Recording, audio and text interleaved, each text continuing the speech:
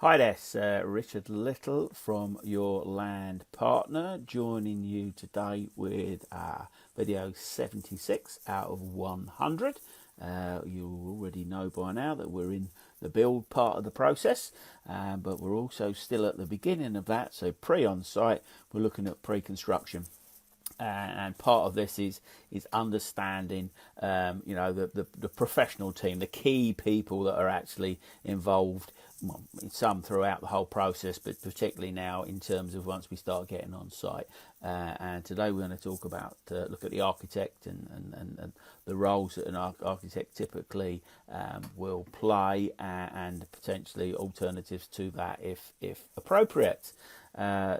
So most of you will probably know, if you've heard us speak before, that our views on architects are probably not as positive as maybe some would expect, and that will come from, or it does come from, decades of experience of working with architects. And I will point out right now, we actually know some fantastic architects.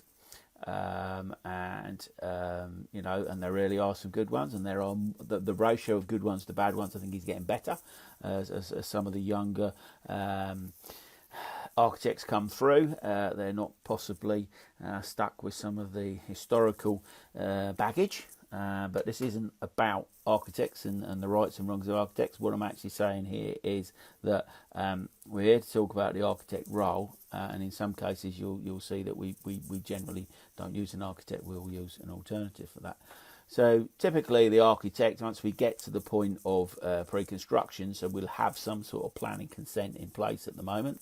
Now it does depend on the brief, what the planning consent, the brief for the planning consent was. If you were purchasing a site perhaps that already has got planning consent, so you haven't had that control. Now, got to be very, very mindful of all the paperwork here. The architect, if they're doing the design, or generally will have done the design, depends what their brief was. If it was to get a planning consent, then you might find that there's details on the drawings that actually probably unnecessary, costly to build, etc.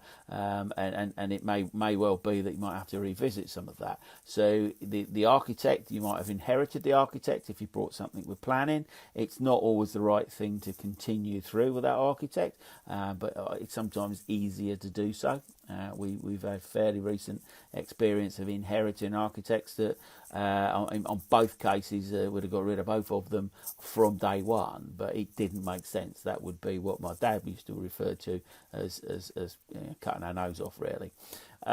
So anyway, so let's see what roles we've got to. So we've already got the architect has been the main person for the design, and that's what I think architects are fantastic at design. It's when they start doing other things that we have issues. We talked about project management in a previous issue, a previous video.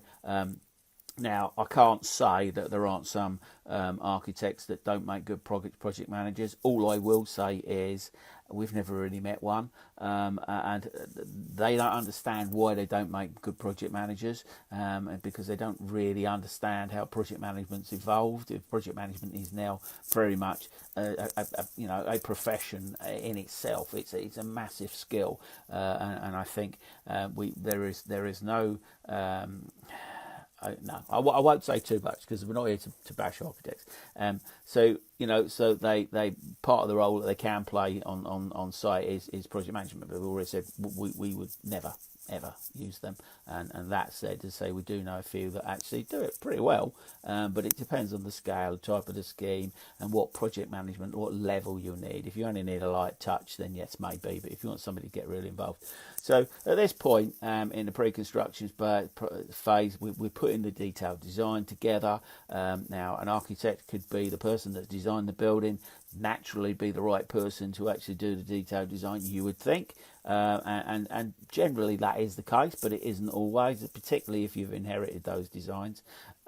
You do not need a qualified architect to actually do detailed drawings, and quite often within the practice they're not the guys that are doing it anyway. They're not the people that are doing it. They're putting it out to their technicians. So for detailed design, and just to point out something we will cover in more comprehensively in a future video, is building regulation drawings are not sufficient detailed design. There's a lot more than building regs, so you need a lot less to get it through building regs than you do to actually provide the detail for somebody to deliver it and somebody to give you some accurate pricing. So just start there on the basis that building regs will not give you everything.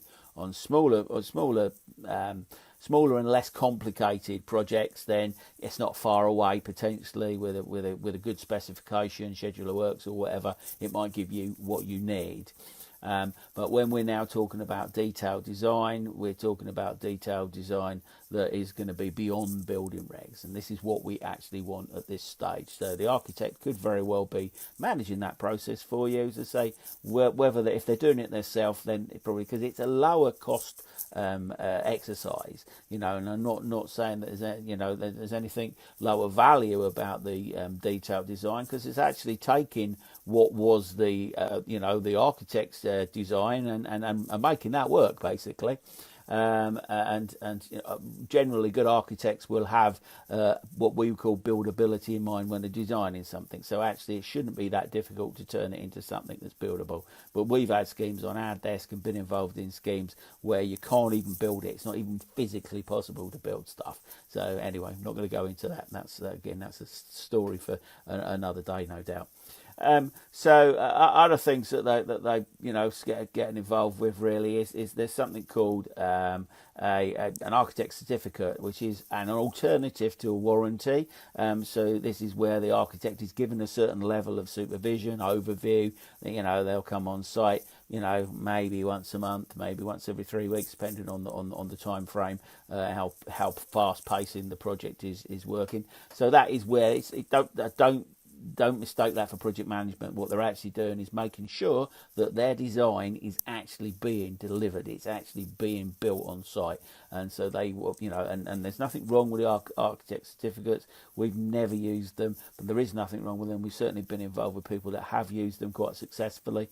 But for us, it's not a route we actually go really. The other thing that they are involved with, which is health and safety, the CDM regs, and they are generally involved as what we call a principal designer. So somebody has to take on the role of principal designer through the process. And obviously, if they're designing the building, it does make sense that it's actually the architect. Again, that's not always, and we'll cover that when we talk about health and safety and CDM in 3 or 4 or 5 videos time. So there's lots of things that the architect can do. As I say, from our point of view, they're really good at design. Most of them, are really good at design, and most good practices or reasonable sized practices are more than capable of producing the detailed designs, and you may well use them to coordinate the professional team, which is something else that they sometimes do. Again, our preference is we will use our own project manager to do that coordination. So the architect is a key member of our team, certainly in the design phase, but they get less and less so once we get to the detailed design. So as I say, it won't always be the architect. So you could engage your own. We've seen drawings done by architectural technicians, no problem. Building surveyors, certainly on smaller stuff, we've had experience of building surveyors that can put all those detailed drawings together. Structural engineers, particularly if there's a big structural element to something. So like we've got a tower block that we're working on now. So actually the detailed drawings will be led by the structural engineer, not by anybody else, because it's all about the structure in that case. So you've got different people do it, and people that just know design. I mean, to be fair, some project managers can do fantastic detailed designs because they've just seen it, and they can do everything that goes with it, schedule of works and everything else. And so it's not necessarily at this point, it's not about what label they are. It's not about whether they're an architect or they are somebody else. It's, are they going to produce the drawings that actually can then be taken to site and actually delivered? Okay, so detailed design, sometimes when we go on site, we're on site at the moment where there's a degree of detailed design that we inherited by one of the architects that I referred to earlier that we inherited, don't work. It just doesn't work, so you want to be fairly certain that the detailed design isn't just about paperwork, whoever is doing it. It actually is going to be, as I say, it's buildable, buildability, it's deliverable, and that's one of the keys. And you know, if I'm being, again, perfectly honest, a lot of architects, you know, some have a massive attention to detail and others don't. So that's when we're using architects, we tend to use architects that are practices. So they've got a number of people, so they are covering all of these particular skill sets. And if you're just using, you know, an architect, a sole practitioner, if you like, then they're not likely to have the skill sets of everything that you need all the way through. Great design, you know, and also attention to detail when you get into some of this other stuff. So you just have to be wary. As I say, we're great fans of architects, and it might not sound like that as long as we keep them in what we would call, you know, their box, if you like. They are in design. We will listen to them. We will talk to them. We will talk through things. But that is what they're principally fantastic at, in our view. So, you know, so as we get into the pre-construction phase, is we will rarely have architects that involved, but as I say, we'll be working with the architectural practices to actually deliver the detailed design, but we will be managing it. Again, we will be managing that process. So I hope this hasn't seemed too negative in terms of architects. I mean, I can't you know, I can't erase 44 years of experience of working with all the professionals, and the architect has always been the most challenging professional to work with. But when you talk to them on an individual basis, excuse me, that's a great time, isn't it? I'll turn it off. When you talk to them on an individual basis, you can't even get across to them where the weaknesses are. We're getting a lot closer now, to be fair, with some, but some of them are just so old school. They're just stuck in the dark ages, doing, in their own view, a fantastic job. But actually, when you take a step back, they're just so far behind the times. So progressive architects, forward-thinking architects, absolutely fantastic, and there really are some wonderful design practices, architectural design practices around there. My word of caution, what we're doing with these videos is we don't let them anywhere near sight. You know that, and that's it. But you know, other than that, you know, you keep them in the office doing the drawings, etc., etc. They can come and have a visit on site, but they're not going to be involved in the management or anything like that. So you know, so in this particular instance, we're talking about pre-construction phase. We're talking about the detailed drawings. You know, the other role we said principal designer. Yes, that actually fits 100% with them, but it needs to be quite tightly managed from the project manager or whoever is managing that.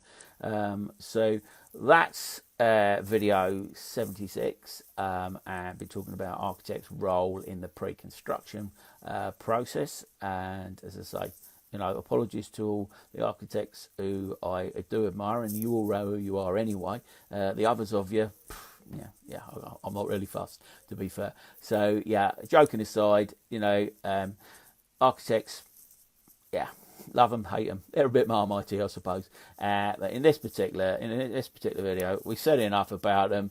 Probably upset more than we've pleased, but that doesn't really make any difference. I'm always going to say it as I've experienced it, and always happy to enter into dialogue with anybody about anything, you know, that they take exception to, and have a proper grown-up conversation about it.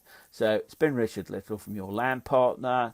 We'll be joining you again, I do believe, tomorrow, when we're going to be talking about some of the other key consultants in the pre-construction phase. So take care.